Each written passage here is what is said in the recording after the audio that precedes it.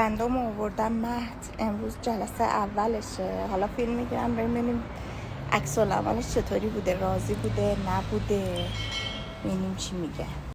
ظاهرا گندم گفته تا شب بمونیم. سلام ها بیبریم ماما. نه چرا؟ نه میمونی شبم اینجا میخوابی؟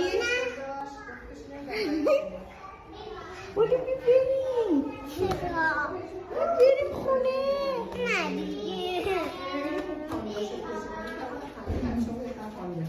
نه ظاهرا خوش گذاشته باشه. رفتارای بد نمیکنه. چی؟ آدم با بچه رفتارای بد نمیکنه. با بچه؟ آره. بچه اگه غذاشو نخوره آدم باید چیکارش کنه؟ هیچی.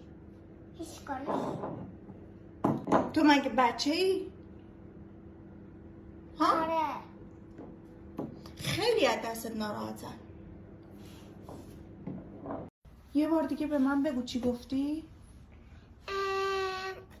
اگه میخوای برم همون یه افتخافی میفته. یه افتخافی میفته. چه اتفاقی میفته؟ گوشوارم از توش میاد بیرون.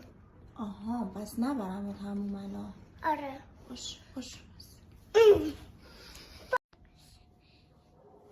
ماما اگه گوشامو کرم نزنم افتونی میشه.